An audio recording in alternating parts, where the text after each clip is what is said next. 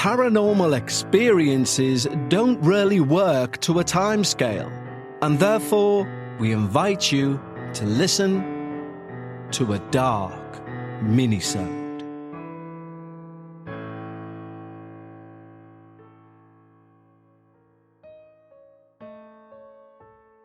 Hello everyone and welcome back to another installment of a Dark Minisode. Now today's Dark Minisode is slightly shorter than your usual minisode, but I found it to be exceptionally interesting and I'm pretty sure you'll find it to be the same. But before we get into Zach's father's experience, a quick reminder that if you'd like to send us a story or experience, you need to now head over to either the link in the show notes or the website itself, thedarkparanormal.com, and click on Submit My Experience. And of course, in the show notes, you'll also find a link to our Patreon page. If you wish to support the show, you will not only gain everything on this feed, both before everyone else and ad-free, you can gain access to our Patreon-only podcast, Dark Bites, which releases each and every single week of the year and has a back catalogue of well over 100 hours of Patreon-only content. Now, I love it when I receive correspondence that makes me want to do some digging. And that's exactly what took place when I received the following email from Zach. And Zach writes, "Hey Kev, my name is Zach. Me and my dad live in Phoenix, Arizona. You're more than welcome to use my first name for the story, but my dad wants his name to remain anonymous. I'm a big fan of the show, and I haven't been a Patreon supporter for long, but I love Dark Bites and appreciate the flow of content that you do to keep everyone satisfied. The reason why I'm writing today is I wanted to share my dad's story with you. I want to preface this by saying firstly, my dad is the best and most honest man I know. Obviously, there's some bias there, but even from an outside perspective, he doesn't cheat, he doesn't steal, and most of all, he doesn't lie. To the point where he would rather not answer or give you an upsetting answer rather than lie to you. He's been this way my whole life. So, his experience. Well, where to begin? My dad, for this story, we'll call him John. He's currently 71. He's had quite a rough upbringing. Both of his parents were distant, and he was shuffled between long-term babysitters for years at a time. Unimaginable to us now, but this was the 50s/60s, so I guess it was a different time. He only started living with his mother full-time in his teens, and he constantly had a rotation of stepdads coming in and out of his life. My grandma was married 6 times, and she suffered from a host of mental health issues. This is relevant, because it was from this unsteady upbringing that he began to search for some kind of anchor in his early teens. Studying a variety of religions and spiritual topics. This search eventually led him to spiritualism, which in turn led him to hypnosis/reincarnation, and books by Ruth Montgomery. When I say hypnosis, I don't mean you're going to get sleepy, squawk like a chicken hypnosis, but rather past life regression type of hypnosis. From this interest, he started practicing hypnosis on a daily basis. Shortly thereafter, in November 1970, at the age of 17 and a half, being in the 10th grade, he enlisted in the US Army. If you know anything about history, you'll know that this was smack dab in the middle of America's involvement in the Vietnam War. After a short stint of basic training at Fort Leonard Wood, Missouri, he was then sent to Fort Hood, Texas, then to San Francisco, and after a 22-hour flight and a short stop in Hawaii, he arrived in Vietnam. Tan Son Nhut Air Force Base was where he landed, which was located in the southern part of this country. Following his relocation to base An Son in the central highlands of Vietnam, on his first day at the base at An Son, On his way to get his papers and lodging situation settled, he was approached by another soldier. We'll call him Steve. Well, Steve, this other soldier, approached my dad within the first 30 minutes of him arriving. And Steve said, "There's something about you that I just don't like," in a confused tone.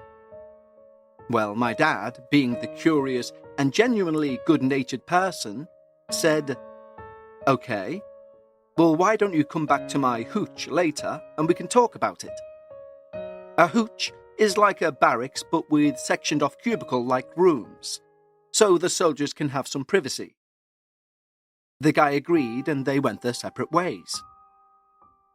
Well, later that night, around 7 p.m, sure enough, the guy showed up at my dad's room. He came inside, sat down, and they started to talk. My dad started to talk with Steve about the things he was into. You know, just chit-chatting. And how my dad was into hypnosis, spiritualism, and so on. When this topic came up, Steve went on to explain something rather peculiar. Steve said that in his hometown of Boston, he worked/acted as a medium from age 16 onwards until recently at the age of 20 when he left for Vietnam. But the fact he acted as a medium wasn't the weird part of this conversation. No, the weird part was the fact that, according to Steve, a local Catholic priest from his family church, unbeknownst to his family, had used/manipulated him as a medium in spirit communication. But not for any spirit, for a demon. Let's take a quick break to tell you about a wonderful product. Did you know there are more than 1,000 hormone disruptors living rent-free in our world? From the food we eat to the air we breathe, even the skincare we use. They could be messing with your hormones and making you feel like you're stuck in a mystery of your own. And just like a plot twist in a true crime story or one of those unexpected scary moments in our submitters' experiences, hormonal changes like premenopause or menopause can strike at the most unexpected times. And suddenly you're dealing with mood swings, sleepless nights, and all those other symptoms that make you feel like you're losing control. But here's the good news. This is one mystery you can solve with Happy Mammoth. Just take the 2-minute free quiz from Happy Mammoth, answer a few simple questions about what you're experiencing and where you're at in life, and you'll uncover the real culprit behind your hormonal symptoms. And the best part? After taking the quiz, you'll get a personalized recommendation to help you balance your hormones so you can feel like yourself again. The results are impressive. There are over 40,000 reviews on their website. Women cannot stop talking about it on social media. A bottle of Hormone Harmony is sold every 24 seconds. According to a survey, 86% of the women started losing weight, 77% say it improved their mood, and the biggest benefit? 100% of the women surveyed said they're feeling like themselves again. For a limited time, you can get 15% off your entire first order at happymammoth.com. Just use the code DARKParanormal at checkout. That's happymammoth.com and use the code DARKParanormal for 15% off today. Apparently, this Catholic priest had used Steve to communicate with this thing on more than a dozen occasions. The malevolency of what he was being a medium for wasn't apparent to Steve at first, my dad doesn't think. And at the moment of the conversation between my dad and Steve, I don't think either of them were aware of the nature of the entity that had been allowed to inhabit Steve all of those times back in Boston. So after explaining his interest in hypnosis and regression into past lives, and Steve's explaining of what had happened to him, my dad suggested that he allow Steve to hypnotize him, and my dad theorized that maybe this entity would come out, and they could figure out why he was having these feelings towards my dad, i.e., distrust, dislike, cautiousness. So, my dad asked Steve to lay down on the bed, with my dad sitting in a chair near the foot of the bed. Using his hypnosis process, he could tell by Steve's body language he was accepting the hypnosis. Once fully under, my dad asked the spirit/demon to enter the body to communicate. You could tell this body was convulsing and moving at the entrance of the spirit. The spirit in this man's body then sat up, opened his eyes, and, to quote my dad, his eyes were the darkest and most evil eyes I'd ever seen. He then started to speak in a gruff old English accent. My dad didn't think a human could even make sounds like that. He then started to ask questions. Firstly, what is your name? It replied, I am Moloch, commander of the armada of Satanis. And he hissed like a snake at the end of that word. My dad asked how he ended up here, and he replied, the rebellion. And he proceeded to brag about his power, his abilities, and called himself the Master of Lies. He also said that it could take the form of a dog. However, my dad doesn't remember the exact language he used to say that part. So, as crazy as it sounds, my dad pulled his Bible from his bag and began to pray aloud over and over again, commanding this spirit/entity to leave, until eventually it went quiet and seemed to have left. Nothing floating, no abnormal strength, just a quiet exit.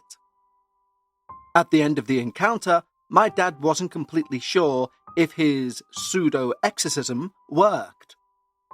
But he knew this thing left at least in the short term. But everyone, including my dad, was shipped back home roughly a month later, and my dad lost all contact with Steve. Not that they were great pals to begin with, but still. Anyway, that's my dad's story. He's never had any other paranormal encounter of any kind in his whole life. One thing he did say to me that was sort of profound, if you can call it that, was, you know, for years and years and years after this happened, I just kept thinking to myself, was there a way this guy could have been fooling me? Could I have been tricked? And still, to this day, he just can't see a scenario where this guy could have pulled all of that off with such realism and conviction. Anyway, thanks, Kev. That's my dad's experience. Feel free to cut anything out in the beginning. I know some may not be completely relevant to the story. I just wanted to give as full of an account as I possibly could. Many thanks, Zach. Well, thank you so much, Zach, for giving us this week's Dark Minisode. However, as I said at the start, I love it when I receive an email that allows me or makes me want to do some digging on the topic. And I think we can all agree, irrelevant of the length of that experience, there is so much there to unpack. The very suggestion that a member of the clergy has used a member of the public with seemingly a psychic gift to summon and command a demon is something in and of itself. And believe me, Zach, your father now isn't the only one wondering what happened to Steve. But as I said earlier, I did want to do some digging because of the name Moloch. Now, the only way in an occult sense I know the word Moloch is the alleged name or the actual name given by conspiracy theorists to the owl-headed creature or statue at the supposed Bohemian Grove. Now, when I say supposed, I know this does take place, but there are allegedly rituals which take place around this owl statue by the name of Moloch. But that's been proven to be an incorrect name because Moloch, by all accounts, is actually symbolized as a bull. So anytime, and believe me, that's where I know the name from. Anytime you hear or have heard the name Moloch attached to these secret ceremonies at Bohemian Grove, the name is wrong. Now, I didn't know that until I started to do a bit of diving in to Moloch. And the main reason was, if you just hear that experience, especially the part where Steve, or Moloch, says he is the commander of the armada of Satanis, You could very easily say, well, that sounds like Satan, this is clearly nonsense and made up. This guy thinks he's possessed by a demon who serves Satan. But no, it was the word Satanis that made me do a bit of Googling and researching, etc. And what I found, as someone who has quite a deep interest in the likes of the Lesser Key of Solomon and other demonic alleged grimoires, was kind of profound in regards to that story by Zach. And Zach, feel free to email in and correct me if I'm wrong in any way on this, but I would imagine that your father is not up on his demonic 17th century grimoires. But I may be wrong. However, if we begin with a little look at Moloch. First off, he is referenced in the Bible. In the Old Testament, Moloch was a god worshipped by some Canaanite and Phoenician cultures. He is most infamously linked to child sacrifice, where children were, allegedly, passed through the fire as offerings. In the Old Testament, it strongly condemns Moloch, or the worship of Moloch. Leviticus 18:21 states, "Do not give any of your children to be sacrificed to Moloch." Jeremiah 32:35 speaks of children being burned in the valley of Hinnom. As I said, he's often depicted as a bull's head with a human torso and arms, with those arms outstretched and made of bronze. Allegedly, he would be heated from behind, so the arms would be scalding hot and children would be placed on those arms. But here is where it got a little bit too hairs on the back of the neck sort of feeling for me. And that is, you see, Moloch is not listed as one of the 72 demons in the Lesser Key of Solomon. And of course, as the tale goes, Solomon used these demons to build Solomon's temple before casting them all into a brass vial and launching it into the sea. The Leamington, or the Lesser Key of Solomon, as it's more commonly known, is a grimoire of these 72 demons with their sigils and how to invoke them allegedly so they can do your bidding, etc. By the way, I would not condone attempting any of that. It's highly dangerous stuff, more mentally than spiritually. But here's the part that really made me feel a little bit uneasy. And that is, in some interpretations of the Lesser Key, Moloch is mentioned, but not as a demon, it's in passing reference. In some older grimoires, which have alleged ways to conjure these demons, Moloch is there as a demon, but not one of the 72. Moloch is seen as a demon that was not bound by Solomon, and allegedly is an exceptionally high-ranking demon. But here's the thing. Of course, in the tale we've just heard from Zach, Moloch allegedly sits up and proclaims that he is in charge of the armada of Satanis. And you would read that and say, he means Satan. However, in the 18th century magical treatise, the Grand Grimoire, and also Le Dragon Rouge around 1800, Moloch is listed as a prince of hell, with only two other beings above him. One, Lucifer, at the top, and in between, a demon that answers only to Lucifer himself, named Satanashia. Now, if you're a man listening to somebody else talk in a gruff English accent that's hard to make out, surely Satanis and Satanashia could be mistaken for each other. Or am I looking too hard? Do let me know what you think. However, if I am looking too hard, it must be sheer coincidence that when you look deeper into it, in those older grimoires, Moloch looks after the army, or the armada, of Satanisha. Now, personally, I would say if John, Zach's dad, has no knowledge of any of this topic, that's one hell of a synchronicity. Pun intended. But, as ever, thank you, Zach, for sending in this week's Dark Minisode. And to all of you guys, thank you so much for joining me today. I look forward to speaking to you again next week for another Dark Minisode. And of course, if you wish to submit your experience, do so by visiting the show notes or go directly to the webpage, thedarkparanormal.com, and clicking on Submit My Experience. But until next week, stay safe and take care.